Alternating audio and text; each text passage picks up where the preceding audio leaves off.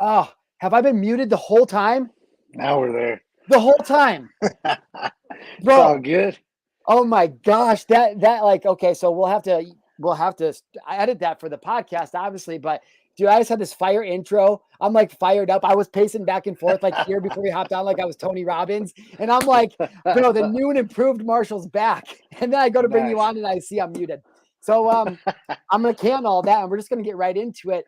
We're welcoming legend today, Rob Eastman. And as always, this show is about how to turn your mess into your message. Rob Eastman, legend. And it's just sometimes, you go to make the video and then it doesn't save and it's just not natural. So you just can't do it again. You know what I'm talking about?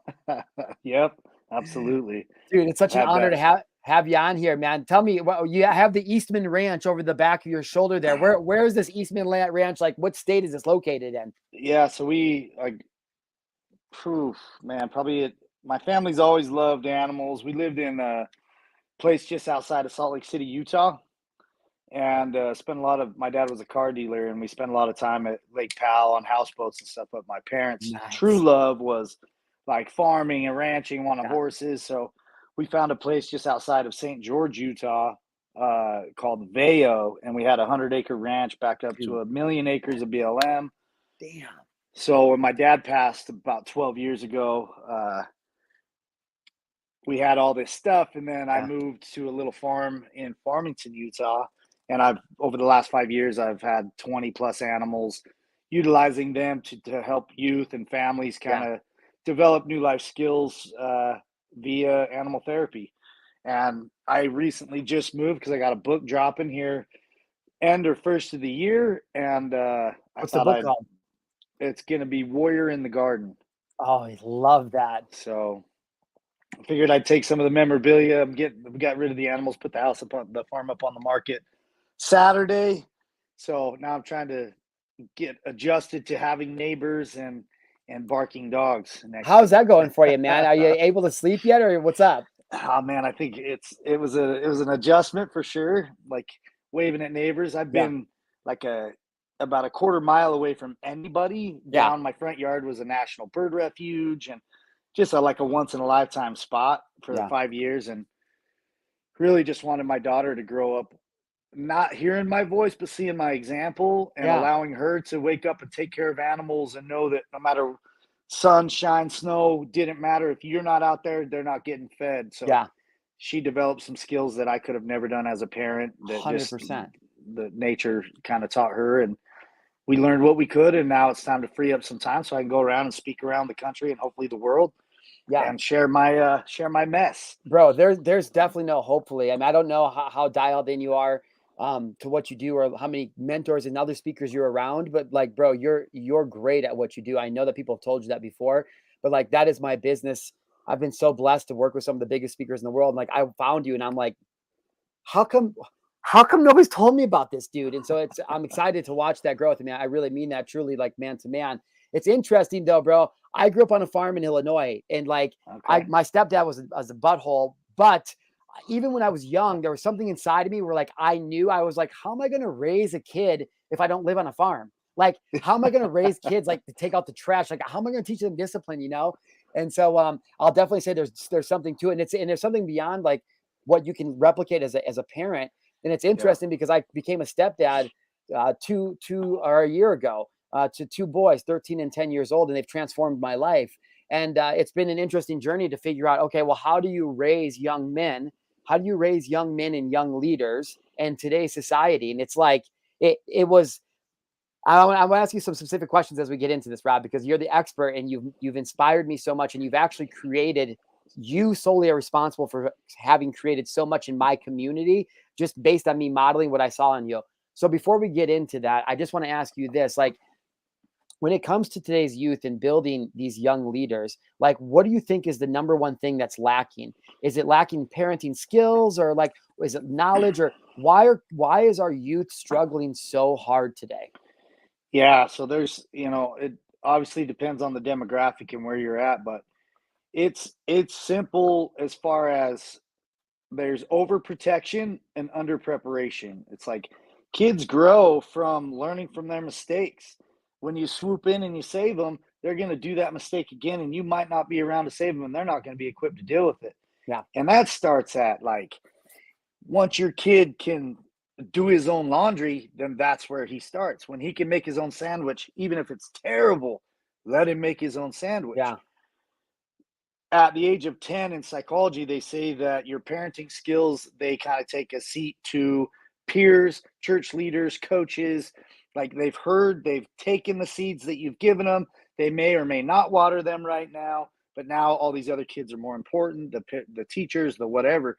And so surrounding them with the right people, but anxiety through the Right. roof, depression through the roof, Right. because they're spending so much time on, and I'm not going to attack technology, but Right.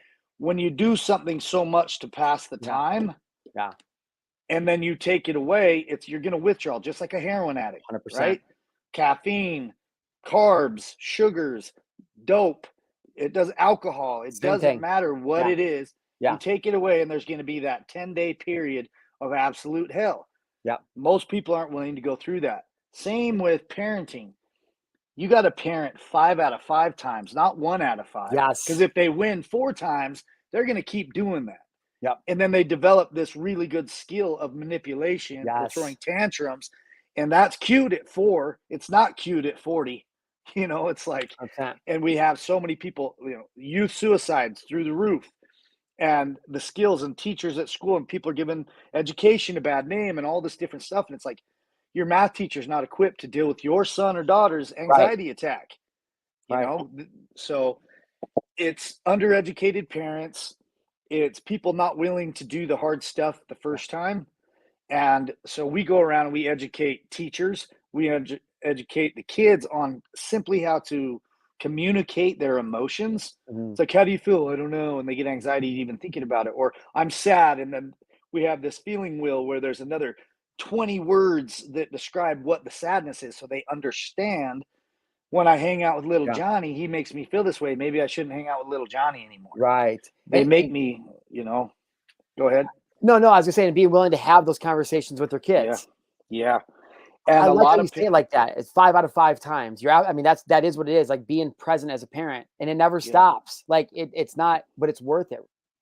Yeah. If you create the plan right off the bat, it's not a phase. Your kid isn't going to grow out of the tantrums. They're not going to grow out of being fat. They're not going to grow. It's like, you need to, if you want them to have a better life, you need to provide them the tools. Even if you didn't have them, we didn't grow up with Google. We actually had to go to the library and look up some stupid carbs, the decimal system, and I would get lost in that. Now we've got this thing called Google. Yeah. Don't take it at first sight, but educate yourself a little bit. Go off of not what your parents did, but what science is saying is the best plan for parenting and what's going to make your kid healthier. Yes. So, example, I have kids, so we don't go camping anymore. Or I can't, I don't rock climb anymore. Or I don't mountain bike anymore. Put your freaking kid on the bike. Yeah. Put a harness on your 100%. kid. Yeah. So, as a tough guy father, and I only have one daughter, I'm going to get my gun out. Yeah. I'm going to scare every guy, and I'm going to do all, and it's like, do I want my daughter to fear me, or do I want my daughter to set her life up to where she looks up to me as to what she's going to date? Exactly. So how do you do that? And so for me, it was like, well, jiu-jitsu changed my life. And I think it could change hers, because you put yourself in a terrible situation on purpose on a Monday and a Wednesday. You learn how to breathe when somebody's literally trying to choke the life out of you, and then you hug after.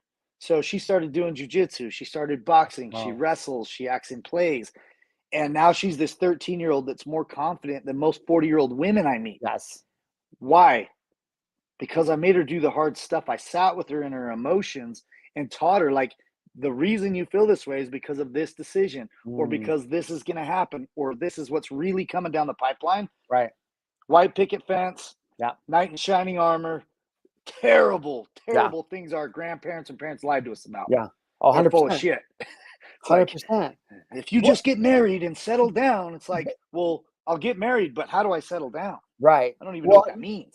I think the thing of it is to remember too, and it's like what so many of us fail to, like, I think a lot of parents are failing to remember is like, it's like, well, that was true back then.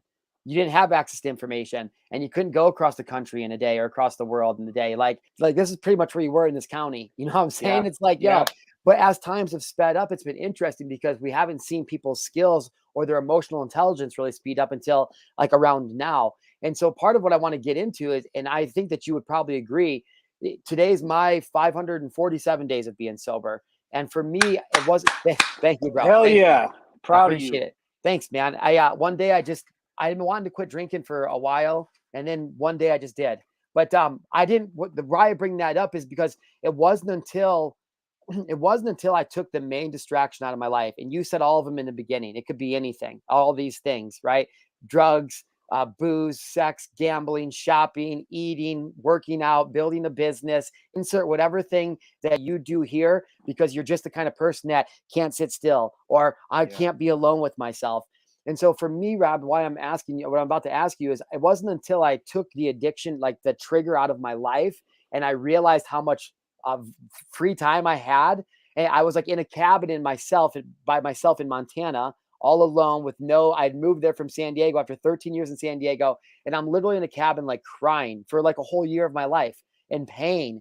But it wasn't until I actually sat in that pain and started to like a wound, started to pit the pus out and the grossness. But then all of a sudden in the light, understanding these triggers became so clear. And I felt this calling to help the youth.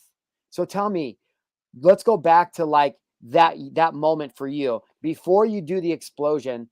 Go back to what was the moment in Rob's life where it was like, this was the moment where everything had to change, and it finally did. Yeah. So I don't know if everybody's spiritual or believes in what they believe in, but I grew up in a very religious community, and I battled suicidal thoughts from the third grade up. Mm. So it grandma committed suicide, great grandma committed suicide. Suicide was a hell no in my family. I tried. My first attempt was in the ninth grade, and that really shook my dad. Mm. And I'm like, I love my dad. I don't want him to hurt. I'm hurting. So I can't do that. And I can't sit in this pain. So what do we do? And so I found drugs and alcohol, right? Fast forward to 31 years old. I had just been married in a temple. I was sober for about 2 years.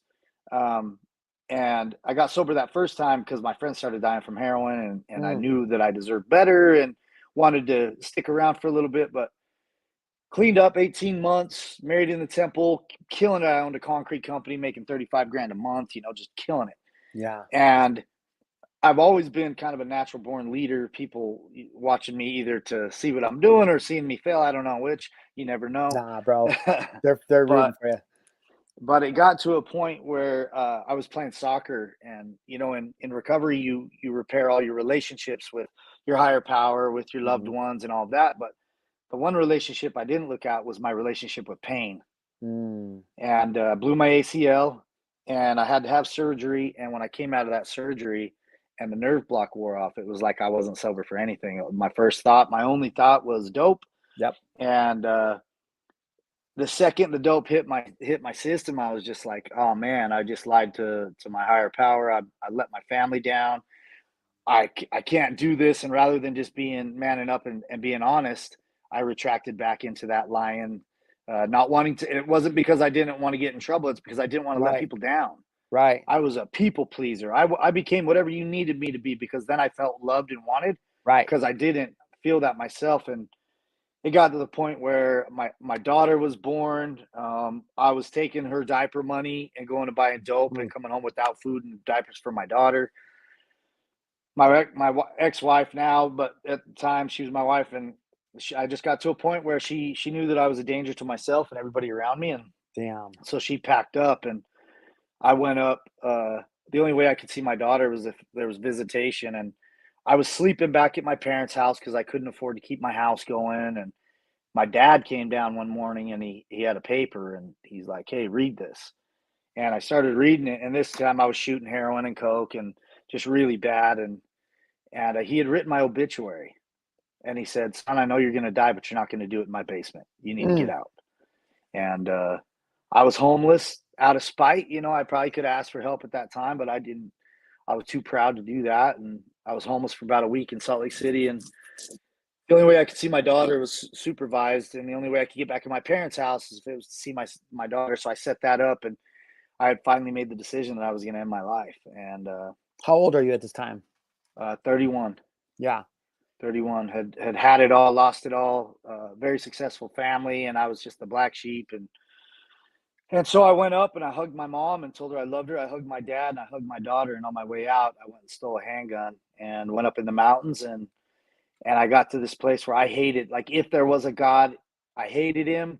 And so when I was getting ready to pull the trigger, I had these thoughts of my daughter, my mom in my head. And so I did the pros and cons list with my daughter. Like, no man, any man could come into her life and do a better job than me. She'll never know me. She's only 7 months old. I won't embarrass her. That was easy. Like, I'm out. Then my mom, this God-loving woman, I'm like, you know what? I'm going to pray to her God. Right. So that when he doesn't answer my prayer, because he's never answered one before, that when she dies, she can go look him in the face and say, you failed me. So I'm angry and I'm like, all right. So I put the gun back up and towards my mouth and closed my eyes, and I was on my knees and I said a prayer. I said, I don't know anything about a still small voice. I'm going to need something a little bit louder than that. And if I don't get an answer by the time I open my eyes, I'm pulling the trigger. And that was August 31st, 2009. And right as I went to open my eyes and started pulling the trigger, a firework display went off above the Bountiful Temple. No, I have chills up my down. No way. And a few seconds after that, I heard a voice and it said, is that loud enough? And I collapsed and I was bawling, covered in dirt.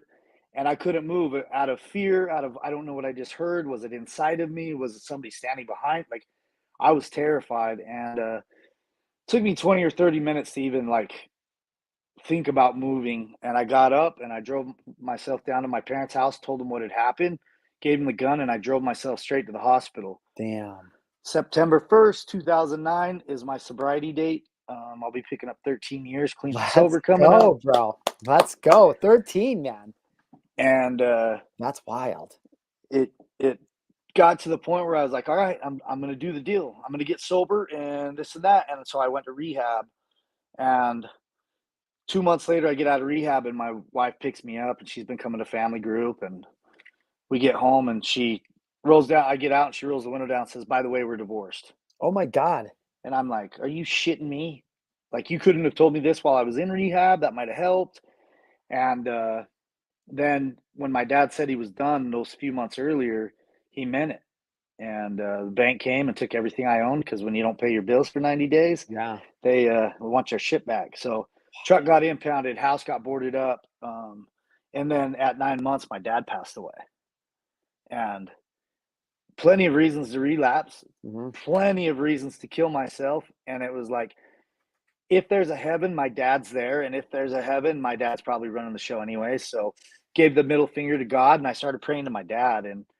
And I wanted to make him proud, and everything, all my decisions, because I didn't love myself enough. All my decisions started going off of, would this make my dad proud? Would I make the same decision if my daughter were sitting here? Those were the only two things that I would check. Would I be hanging out? Would I trust these people I'm around to tend my daughter alone? Answer was hell no on all of them. So now I'm all by myself. Couldn't afford a therapist, so I got a Pell Grant from the government, went back to school to study only psychology so I could figure out why I was so messed up. Right. That's fucking And gangster. that's when the magic happened. That's when you're sitting, and I'm sure people will identify with this, but as they're reading out of the pages of the psychology book, I felt like they were reading my story. And I'm like looking around like, are you fuckers fucking with me? Sorry, I don't know if you can No, swear. you're good. fuck. And I'm like, oh my gosh. So I'm able to retain, like, I was like a 1.3 student. Yeah. Only time I got a 2.0 was during soccer season. And now I'm being able to retain, but the only other thing I was ever good at was athletics. So now I'm like, you know what? I'm going to take what I learned today in class, and I'm going to go teach people. And nobody trusted me enough to go. I couldn't afford a gym membership, so I was training people at an elementary school. And it just kind of took off. People were hearing about what I was doing, and they wanted to train with me and all these things. And I'm like, I can really help people, right? Yeah. I'm using all these things that I was afraid that if anybody found out about my entire life, they might not like me. And now I'm sharing them, and I've got more friends and real people around me than I ever had in my life. Yeah. I'm like, holy shit, man, everything is backwards. Yeah. They like, don't say anything. We don't want to give the family a bad name. Yeah. Men are tough. Men don't cry. Men don't, all these things that just, I kept melting away. and being like, you know what, I don't care, and I don't see anybody around here calling me a pussy, Right. so we're gonna be okay. Right. And I just fell in love with it, man. So I talked to my professor, told him, because I wouldn't take any of the other classes. I'm terrible at math. I suck at English. Don't care. And he's like, you know what? Write your story down and study those things in this book. And he gave me a list of others. So I have 101 through abnormal psychology, which is like FBI profiling, like the Damn. whole master's program, right? And I started studying myself and just getting different perspectives. Then I started working with people, and if something came across my desk that I didn't understand or hadn't personally experienced, I would study that. So fast forward a decade, now I've got this insane amount of understanding of human behavior, Right. trauma responses, PTSD, just all of these things that I've fallen in love with. And I started my own gym a decade ago called Eastman Fitness and Wellness, where I just use fitness as an easy way to teach people how to do hard things in a safe environment. It has nothing to do with the bar or what's on it. It has to do with your attitude towards moving that bar, I love that. of not stopping when you get thirsty. I call them adult binkies. It's like, it's a heavy set, and people are like, oh man, I'm going to go to the bathroom. Oh, I'm going to Yeah. get a drink. Like, no, you're not. You're going to finish the damn workout. You're not going to dehydrate in 45 minutes. You're not going to die. Stay your ass on the rubber floor. It's I like, I come started on, off as a man. personal trainer in 2014. That was my first ever business. And that was a long time ago, obviously. But I don't obviously I'm sure that we kind of work out similar and like we just go there and we're like a fucking warrior. So it makes me laugh because you just took me back to a time in my life when I remember, and not to shame anybody, it's not what we're doing here. But I'm saying certain people work out certain ways, and you're right. When I used to train people, I'd be Yeah. like, bro, you don't need a bathroom break. We're together for 45 minutes, homie. Like Yeah. yeah, that's a real thing. That's funny. Yeah. And When so you now take you're, more selfies than you do reps, that's a yeah, problem. dude, fact. And this is the thing I'm weird. So I've always been like, there's two things men should do, like drink their coffee black and not wear gloves to the gym, I was like always messing around. But seriously though, like you shared a lot. And first and foremost, I mean, I sincerely mean this, bro. I'm glad you're still here. Like, thank Thank God. you. I know what it's like to get to that moment. For me, I took a bunch of stuff and it was instant regret, and so I know what it's like to get to that moment, but to thank God not have it go through. For me, fast forward a few years later, and I have a best friend who has reached out to me, calling me, and I ignored him, and a month later he took his life. And so that's when my Mhm. journey started, kind of like your thing, where everything starts to, God paves the way. What's meant for us will come to us, right? When we kind of let it, when we align with what we're doing. And so it's interesting hearing your story and how this journey of self-discovery really was like walking through the desert, coming out of the storm. And I'm not like a religious person or like a theologian or anything like that. I'm just saying, like, there is this moment in a man's life when you have an option to go one of two ways. And what I keep finding, I'm not speaking for women. I know women deal with a lot of the similar things, but what related to me in your story is that as a man, there comes a time in our life when we can make a decision of which way we're going to go, Yeah. and it is hard to make that decision to go the tough road. And one of the things I keep noticing about that's changed my life is I made a habit 2 years ago about consistently and daily being uncomfortable. And it can look Yeah. like lots of different things, but to me, it looked like taking a cold dip every day, doing my workouts, doing my breath work, things like this that were actually hard, and that was able to create a habit within me that changed everything. And tying this kind of back all together, because I want to get into a lot of things that you're creating here in the future, because the story is incredible.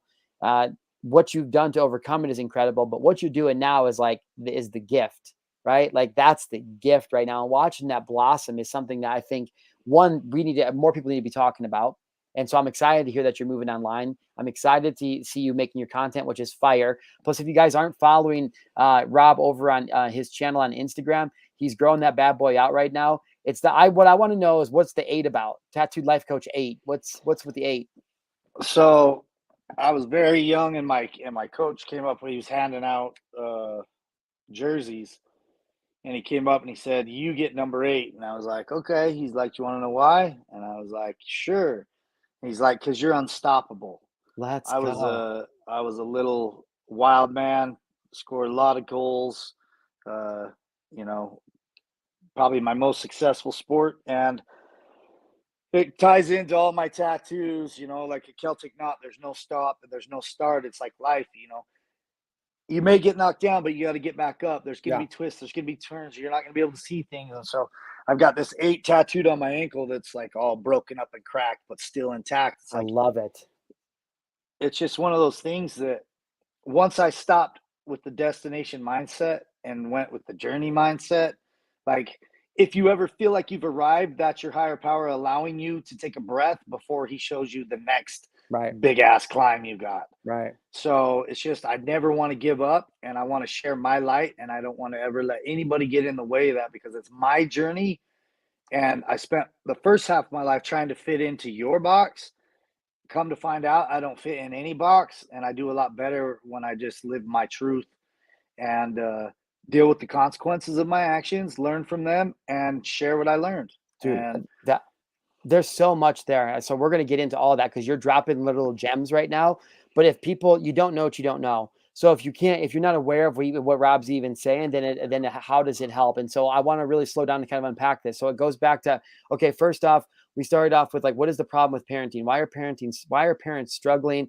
What was Rob's kind of backstory? How do we actually help the youth? And now you've arrived to this point where you have this knowledge, you have this gift, you're becoming a skilled expert at what you do, and you're able to create transformation, but legitimately save lives based on how you've learned to tell stories, how you've learned to be. And what I hear you telling all of us is that you didn't really do anything but get down to truly who you were, and then start vulnerably and powerfully sharing that story. And you let the documentation of your life kind of be what it is that you're kind of proven.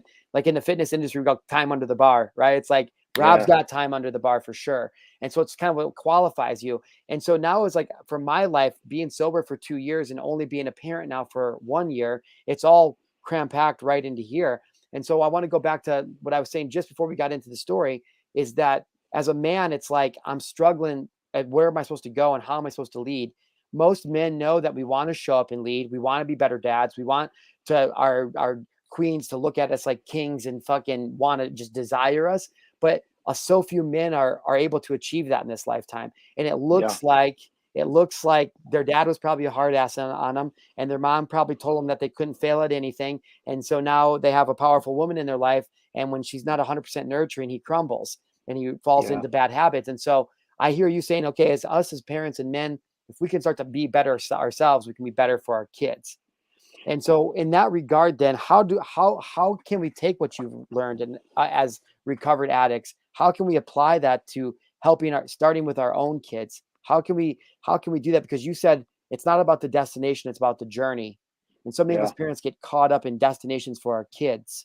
So how have you found it to integrate everything together into a natural flow that's allowed you to show up as the man your daughter subconsciously knows this is who I want to date or marry eventually? Yeah, man. I talk about dangling a carrot a lot.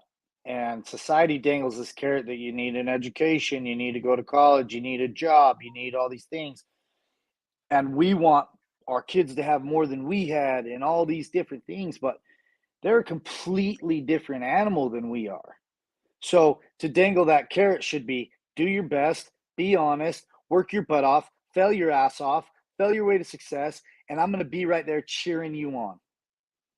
And so what I originally want for my daughter and for her to date, it's like I got 100% of my lessons off of my fails. So why would I ever want to block her, especially at a young age when they're not life or death? Yeah. Let them crash and burn, and then have the beautiful conversation of, well, what did you learn? Right.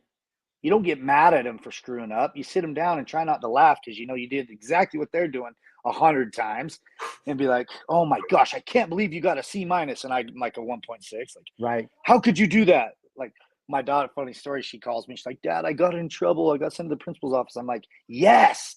She's like, no, Dad, I got sent to the principal's office. I'm like, well, what did you do? She ends up, some bully punched her girlfriend, punched another guy, and so she went up and punched the bully. He cried and went to the principal. Then a month later, she sends me this picture of her name on the high honor roll, and I sent her back a message. I said, we're drug testing, because I don't know anything about the high honor roll. So to allow her to just thrive and do what she does with the same moral compass, the same structure as I took to get better, let them breathe, let them go, and let them have the natural consequences. Like, who are we to rob them of the natural consequences? Yeah. No, you're absolutely right. I mean, that's how I learned everything. My fiance, she's older than me, and she's a mother of four.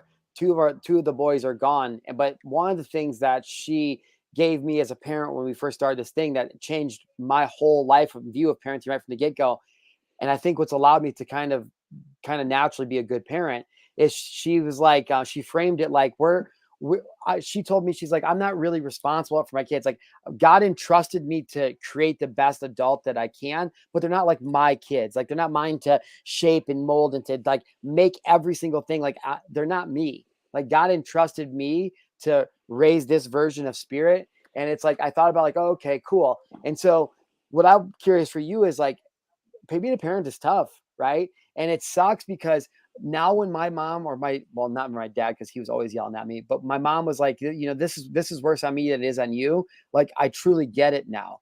And so let's talk about that for a second, because I know this is something a lot of parents wonder. Like, a lot of us parents, not me, my kids, no, but a lot of parents want to be their kid's friend, and they really want to build that relationship. And it's like, there is a time to parent and there is a time to kind of have that relationship. And so how as parents, especially if you're a single parent, I'm wondering if you have advice. Yeah. How do you draw those boundaries for yourself and your kids and then hold to them? And what does that maybe look like? Yeah, so I'm glad you used the word boundaries. That's something that us kids that were brought up in the 80s and 90s didn't understand. We were never taught that. And for every household, there should be a boundaries list of personal space, of respect, of how we speak to each other, all of that. That's If you good. came from a broken home, if you came from not a very healthy background, ask for help. Have somebody like my group, we consult, we come into your home, we restructure the way things are done for everybody to make it a healthier, I hate using the word safe, a safer place for people to be vulnerable. It's like dad comes home or mom comes home from work and has to deal with disaster. Of course, you're going to get a disaster. Yeah. You need to have a sanctuary, and it should be home with your loved ones. So these are the rules of engagement. If you can't follow those rules, there's the door. If Yeah. they're too young for that, then there's other things that we would structure into that. Behaviors like the worst part is summers, right? They let their kids sleep in, they let their mental health atrophy, they get lazy, they eat what they want, and then all of a sudden they're structured again for 9 months, Right. which makes it hard on everybody. So I like summer camps, but the big thing is as a parent, you need to know what hats you can wear and what hats you should divvy out. So Mm. my company's called the Village Effect. You got to get back to letting the village raise the kid. You might even suck as a parent. Bring in a mentor. Like, you don't want to be a stay-at-home mom, you're not good at it, you don't like it. So the quality time you do spend, you're pissed off. Go get a job. Right. Let somebody else be the babysitter because you're going to be happier when you do see your kid. Same with dad. Like, you've got to make it manageable. You've got to know that one day they're going to be gone. They're going to be at an age where they don't care anymore, and to create the most healthy place possible that they're going to want to come back to. Yeah. Not like sign you off at 16 and emancipate themselves and mob out and never talk again. 100%. So getting to the point where you're not a failed parent if you suck at it. Just ask for help. And if it Right. comes down to, it's like I hire out some stuff. House cleaning, Yep. and mowing my lawn. I probably should do both, but I hate both, and I do better when I Yeah. don't have to do it. Yeah. And I'm helping 100%. a little kid have a job, Yeah. So with my daughter, she's sick of hearing my voice. I'm a head coach of 2 wrestling teams.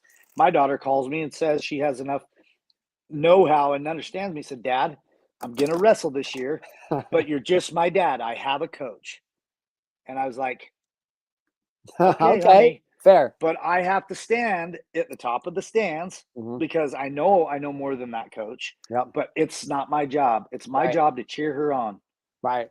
And So but that's I mean, I'm at a point in my life where I understand that very clearly, and I'm able to do that. But how for other people who are listening, it's like, how do you actually get to that point? How as a parent are you supposed to remove ego from that, and especially as a dad, right? Because I agree with you yeah, 100%. I'm like, you know what? Good for you. You went out and got a coach on your own. Like, do your thing. Like, let's go. And if you want my help, ask me. But how do you, as a dad, especially, get to a point when you can remove the ego and let somebody else take that role?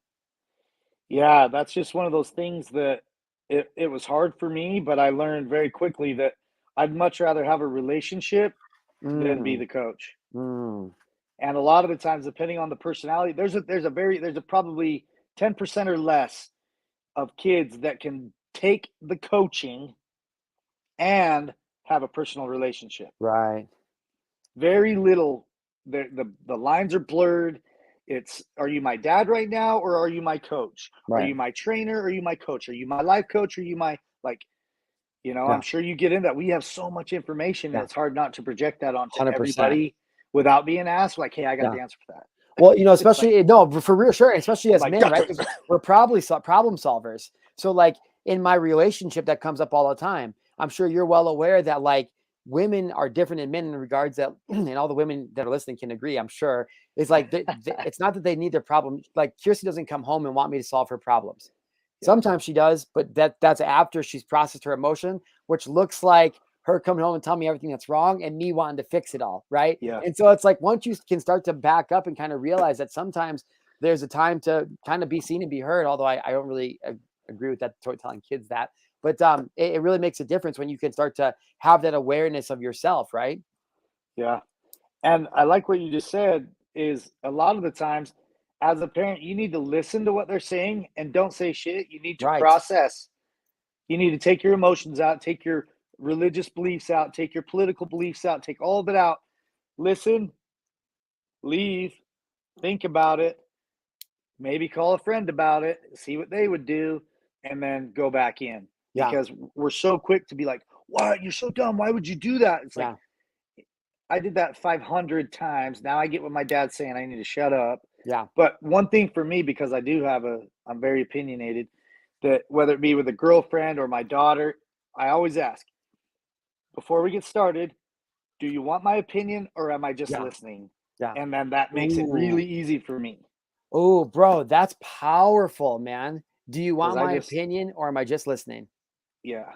Bro, that you could like save marriages with just that one question alone, homie. I'm dead serious, bro. It's like, I always tell people, for me, you got to write it in crayons because I Yeah, do not understand big words. Like, just, am I here to listen, yeah. and Bro, then that saves I me a love lot of that. time that I can sit and smile or put my arm around them, and Yeah. I'm gonna use whatever. that. I'm gonna use that immediately in my relationship. And Oh, she's you probably like, just who taught wait. you that? Who taught you She's that? gonna put jewels in your crown. I love it, bro. It's interesting though, because it is true. It's like, especially as men like we are, and definitely women like us as well. And what I mean by us, I mean like leaders, people who are pushing the Yeah, threshold. It's sometimes hard to separate that, especially as a speaker, and especially as somebody who teaches like NLP and embedded commands and stuff. Sometimes KJ will be like, "Babe, don't do your speaker thing to me right now, okay?" And I'll be like, yeah, "I'm not. I'm really not trying to." Or it's like I don't need to be coached right now. Or when my kids are doing something, I'm like, okay, sit down. Now you get to hear me lecture, which I know this is what you guys love. Like it's just yeah, like, here we go. And so it's been interesting. But something you mentioned earlier, and I think that's been the biggest game changer for me. One was getting sober and going to therapy.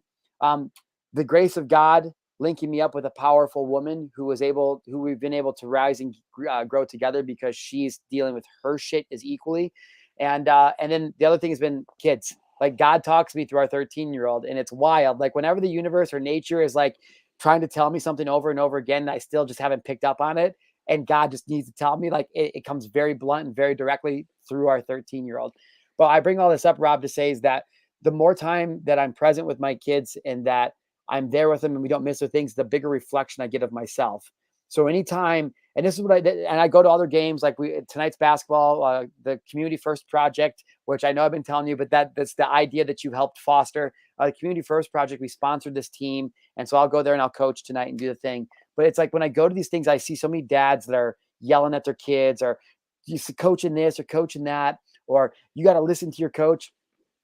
And I'm like, you don't have a coach though. Like, how are you as a parent with integrity going to expect your kids to do something you're not doing? Right. It's like I tell my clients, like, you wouldn't take advice from broke people. So don't take financial advice from broke people. It's I'm not being a dick. I'm just saying, like, and so I think us as parents have really got to understand, okay, well, are we willing to do what I'm asking my kids to do? And what I find, Rob, is anytime that I represent to my boys that I am willing to do exactly what they're willing to do, and I'm always there to protect them, but I expect a lot of them because I expect them to be leaders. Like the better they show up. And then whenever they're doing something I don't really like, every time I take a look at that and look back at my life, it's something that I'm representing, even subconsciously. And in that regard has probably been the biggest impact for my sobriety, for my healing journey in general.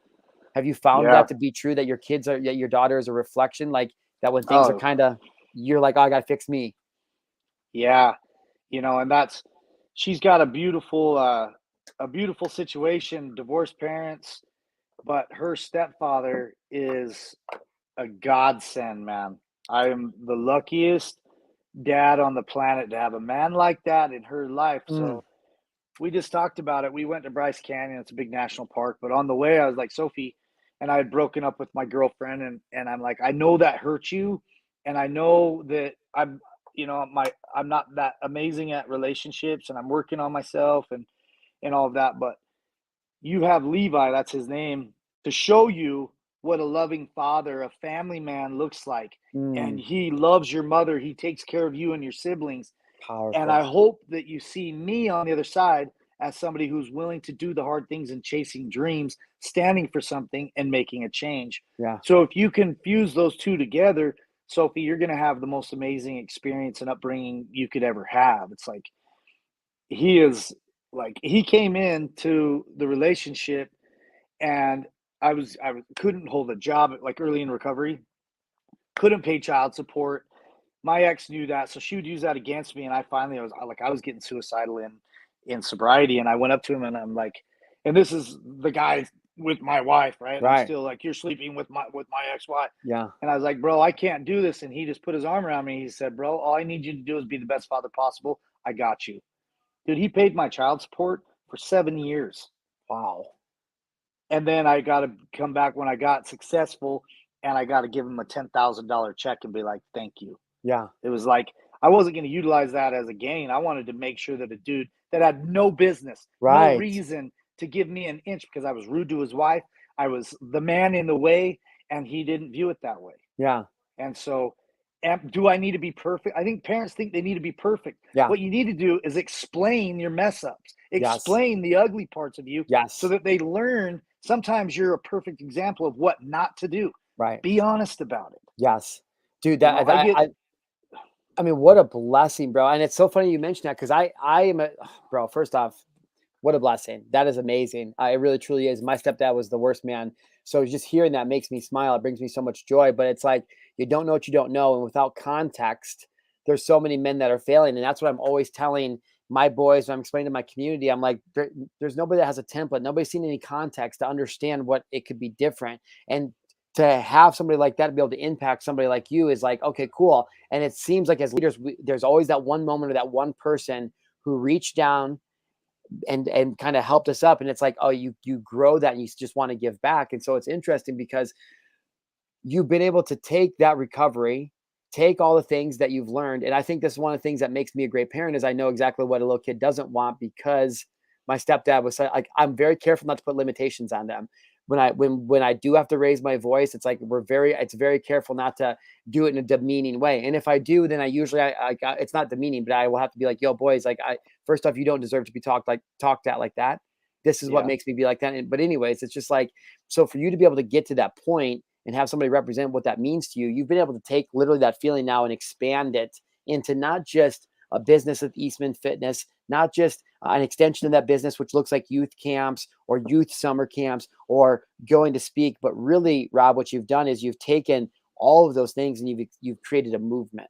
Now, just tell me a little bit, what is this movement about going forward? How are you impacting the community and where do you see that growing over the next, even 12 months? Yeah, so we're about to pop off. So we're getting ready for a launch, and what that looks like is just simply bringing the education, all the things we know to be true, to everybody. It's like we live in fear. If we know it, if our kids know it, they might do it, or all these different things. And we're we're breaking religious boundaries, political Let's boundaries. go. Those things don't matter. We need to get back to right and wrong, love thy neighbor, and do what you can do. So if I got somebody on my street who's been through a divorce and I've never been through one, I'm going to send little Sally down there to talk to him or her Right. and let everybody's fail in the neighborhood be a key to success for the neighborhood. So getting back to block parties, Right. understanding who's what and who's where. It's important. So I went back. I'm friends with all the chiefs of police. I speak in the jails. All these things that I used to hate and look down on. If I want something to change, and I sit and bitch about it and do nothing, it's pointless. Yes. If I want the way things are done differently in church, and I don't like the judgment, and I don't like that, I got to go back and I got to be the example of what I want. So my brother came to me. He's like, Rob, I know you don't need church, but church needs you. I was Mm, like, dang it. damn. Like, so same with police. If we don't like the way that they're reacting on calls or treating people, then let's go in and educate them on what mental health looks like, Right. what schizophrenic or psychosis looks like, that they're not violent, but they're going to be talking to themselves. So they may be acting erratic, to see the signs and not have to act out of fear, but out of confidence and education. Dude, Same as parenting classes. We're educating educators. is that what this is? The village effect? Yeah. That's what you're creating? Yeah. Bro, this is needed everywhere. Wait, when does this launch?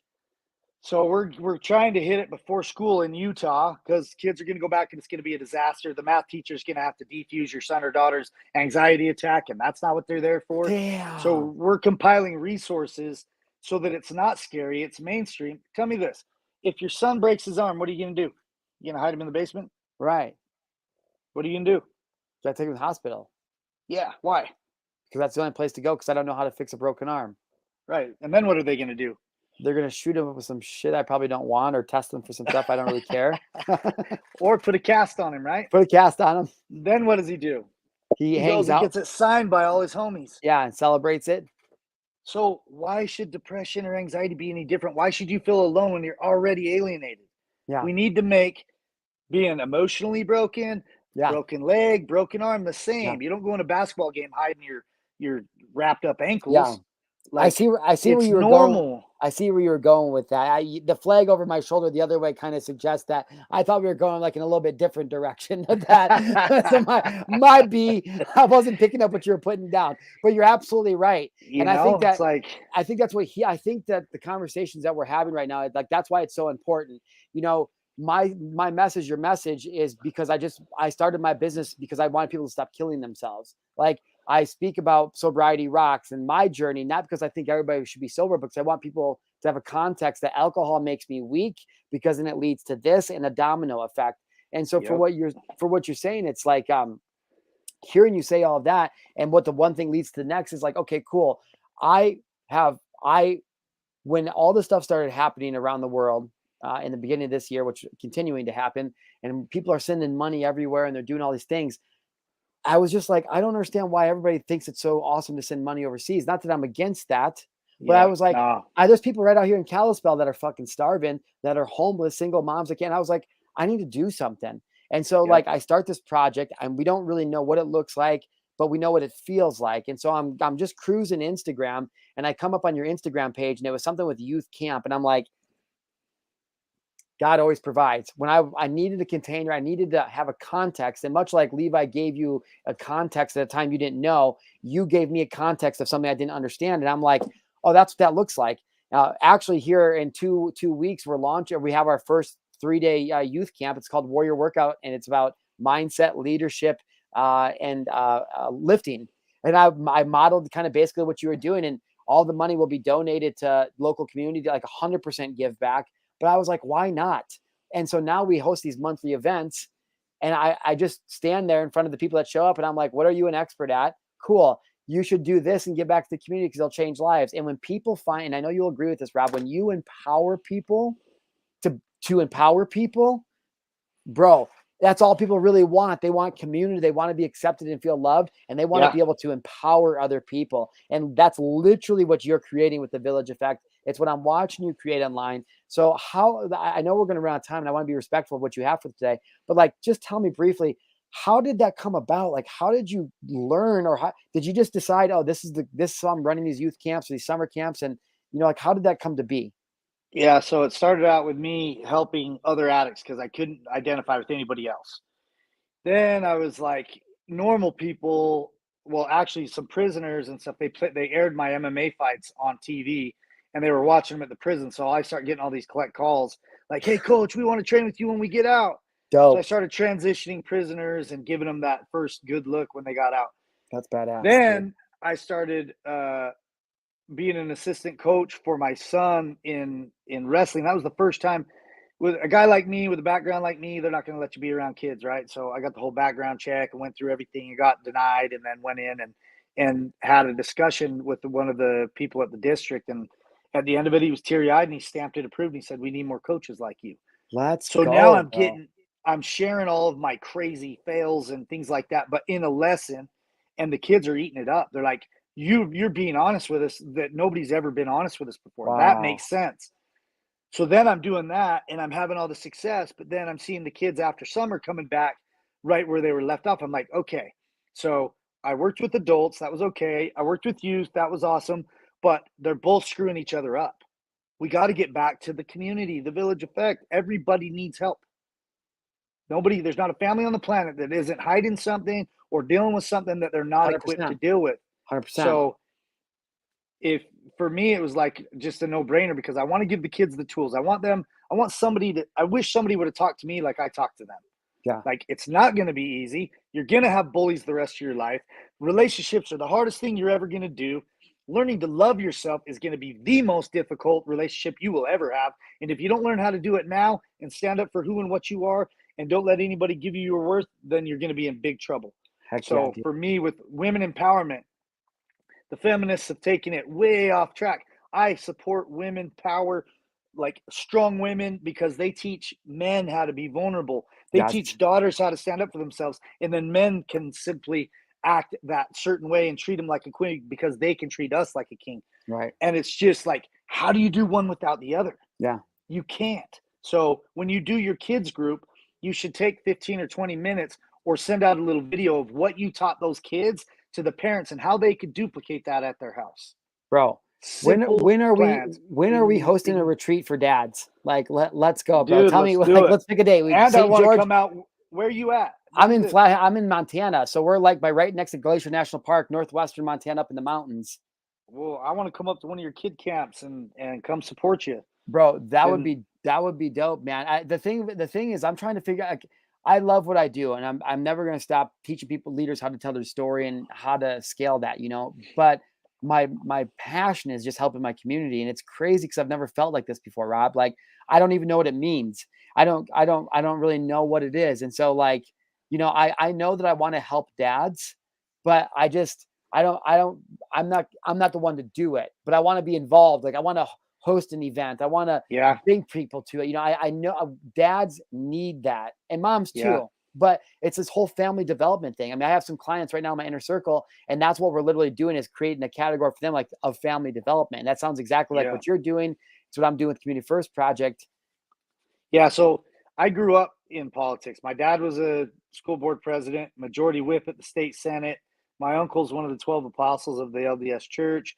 My Wow. mentor is a former governor. Like, I understand the inner workings of community, how Right. to get into things, but then I also understand from the gutter up, Yeah. right? So I have a unique education, if you will, on how to bring communities together for the right cause, how to open up communication, how to draw money, different things like that. So I'd be more than happy to come in and kind of help structure anything that you guys might need Yeah. to better assist you in creating more I, programs, because I can't do it alone. yeah. You can't do it alone. No. There's no No. point in reinventing the wheel. Like, And for just grease it up. dude, for so long, it's like I wanted to hold on to it and do it on my own because I wanted to be the one doing it. And then, you come and crash and you burn. And now it's like, dude, that's so stupid. Like, that's so dumb. Why would I want to do it all alone? It's so boring. Being a lone wolf sucks. So like I said, we're getting towards the end here.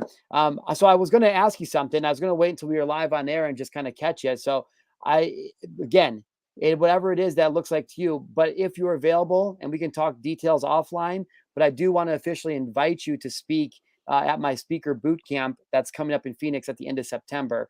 Again, we can talk details offline, but that's something that you're interested in, bro. I've had this on my mind Yeah. for a real long time. I know we talked about the virtual, and I kind of just wanted to give people a taste, but I definitely was interested in having you come out and speak at our speaker boot camp and talk about that in particular, building community. Yeah, I'd be honored. And then what we'll do is we'll take your Village Effect brand. You'll be like one of the featured sponsors, and then we'll talk through that lens of what you're doing. And if people, if you have an offer ready to go by September 30th, in a container that people can purchase from you, dude, like I want to put you on my stages. I want to show other leaders what it looks like to be sober, to be rock solid. Your message, and I'd love to drive people to what you're doing. So again, yeah, I appreciate that. I'm down. That's very cool. But I want to rock with you, dude. I think what you're doing is Yeah. cool. It's a blessing. So before we hop off, is there anything you want to share? Like, bro, we might have to come back with another episode in a couple months, because we could go on literally forever. I know you said you have a book coming out early next Yeah. year, Warrior in the Garden. You're definitely going to want to buy that. I'm going to put your handle up one more time, because there's so much that we could go on. And literally, your story is amazing. You're an inspiration. Go follow him. Is there any last words that you do have? Man, I think for anybody struggling, just know that that's okay too. And what you were just talking about, wanting to be the man and do it yourself. It's like, I found out that when I drive the bus, I wreck the shit out of it. If I sit co-pilot, I do pretty dang good. Yeah. I take my ideas and let somebody put it into logic and kind of rein it in a little bit. But it's like, as long as I'm a part of this push, and as long as I'm on the front lines, and as long as I'm leading by example, practicing what I preach, man, I don't care who gets the credit for it. So Yeah. as a parent, just know, if you suck at it, it's okay. You don't have to be perfect at everything. And if you're a single dad and you're not showing up for your kids, or a mom that's not showing up for your kids, tell them why. Say, I'm addicted. Yes. I have mental health issues and I don't want to let you down, so I just don't show up at all. It's not you. I'm trying to get better. Mama loves you. I'll be there when I can. End of story. Quit Bro. telling them, yeah, I'll be there, and then no showing. Yeah. Quit trying to teach them math when you suck at math. Quit Right. trying to, wear every hat. Like, whew, call me. I can help you itemize and put it into play and free up some time and manage your things that you got going in your world. Listen, if you're watching this episode and it is anywhere close to the actual date that we did it, which is August 3rd of 2022, if you're watching this or hearing this, I'm telling you, if this is something you know that you need, that your family needs, if you're a parent who is drowning in shame and guilt, and you know you want to be a better parent, but you've avoided it, you need to call Rob. Like, you need to get a hold of Rob. And the reason I say that, the date, is because Rob is working with his coaches and consultants right now on creating an offer that's going to go online. And I think that you can tell in this one episode that when it goes online and it's available to the general public, like, it's going to catch like wildfire, and it's going to be hard to out, but it's like, there's going to be a demand. And so if you're listening to this, like, you should take action. I know for me that when I continue to show up as a parent and hold myself accountable, it's the most rewarding thing ever. I mean, it's the most rewarding thing ever. I love those boys and everything that they represent, like, not to me, but like as a child. It enriches my life. And so I know what it means, like, to find that alignment, because that's when everything in business falls into alignment. That's when everything kind of starts, like we said before, like a domino effect.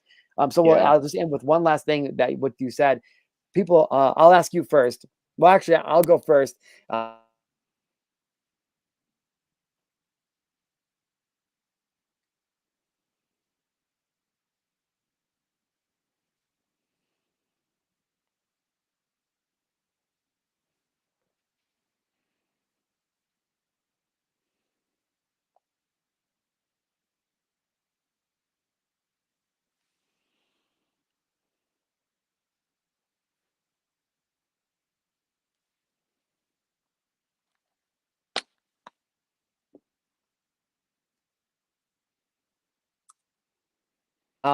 And the thing I always say is,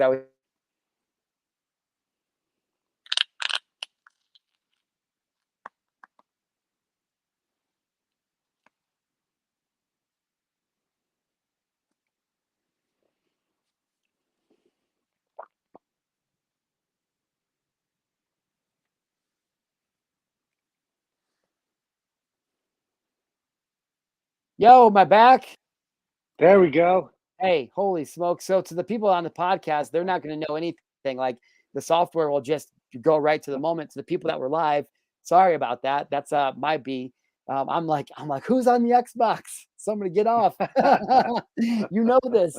No, I don't think they were. I think it's just kind of a weird thing. There's an influx of people moving into my area. But the thing I say is like I'm always like when I'm 18, you know, if I could tell myself, I'd be like, none of us adults have it figured out. So don't let any of us make you feel like we do. Okay. So I will ask you, then we'll end the show. Rob, what would you tell your 18-year-old self? Man, I think be true to yourself. Don't try and, when I go and speak to kids, I talk about triangles, circles, and squares. Which one's better? You don't know. They're all great, right?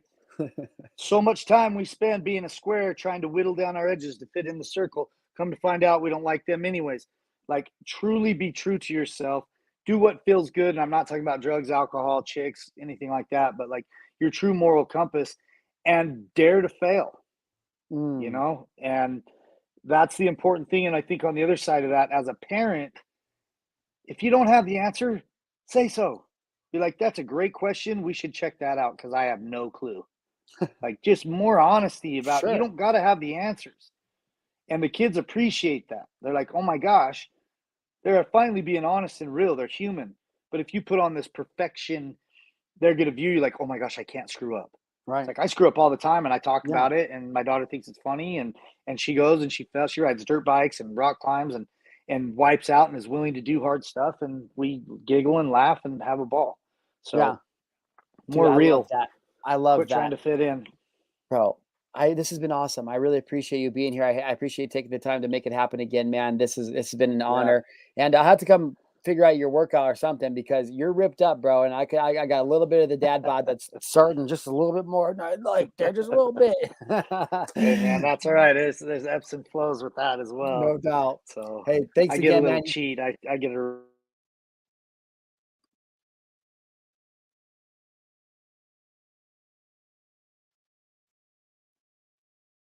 All right. Well, with that, I don't know if it's my end or his end, but we're having some technical difficulties. Mr. Oh, there he is. What's up? You get a little cheat. What's What? and we're back. I'll say I get a cheat because I get to wrestle for 6 to 9 hours a week. Any Damn. hand to hand, that's good. But my life is active. Everything that I do, my life coaching sessions, we go and rock climb, we go and run in the mountains, we go ride horses, we go, That's dope. it's all, designing your world around the things you love, Yeah. and you're being more passionate about it. And so I'm pretty active that Dude, way. I But love that. Interesting. You're giving so me so many ideas. All right, bro. Well, we'll talk soon, man. I'm going to talk to you more offline about the event coming up, but I appreciate your time and thank you so yeah, much, Rob. yeah, no problem. Thank you. Later, brother. All right, y'all. And that has been another episode of the Marshall Gillen Show, episode 118, with some technical difficulties today. I didn't screw up anything too bad, which is awesome. And if you did make it this far in the show, I do want to remind you that we have a couple things coming up. A lot of you want to know, oh, Marshall, like, how can we work together? What do you got going on? Like, when's your next event? So we have a couple of events coming up. The first event that I have coming up is our virtual event. It's a 2-day intensive, September 1st and September 2nd. And I'm literally going to be teaching you the $1 million speaking strategy. I'm going to teach you the top paid speaker strategy and show you how to scale $1 million speaking business in 12 months or less. Not because it's something I'm making up, because it's something that we did. And then lastly, if you guys want to come out, we are in Phoenix, going to have the Speak to Sell boot camp, influence, persuade, and establish authority to sell more products, services, programs. And this is the one I'm going to try to have Rob come out to help him teach us about building community. So if you want to know more about the thing in Phoenix, we rented out a baller pad. You can see it here where it's going to be going down. We're going to be teaching other leaders exactly how to use their story and how to use it in a way to create influence, to persuade more of your people. It's the same thing I literally used to raise multiple 5 figures for our community this year, speaking on other people's stages, raising money for fundraisers. So there's a lot of really cool things that we have coming on. I'd love to see you. Otherwise, you can always join us here on the podcast, or you can join us for a free coaching session on Mondays. I love you guys. Thank you so much for tuning in. I can't believe you listened to this show, but I love you for doing it. Be a friend, tell a friend, share this with somebody who can get some value out of it. I love you guys. See you soon.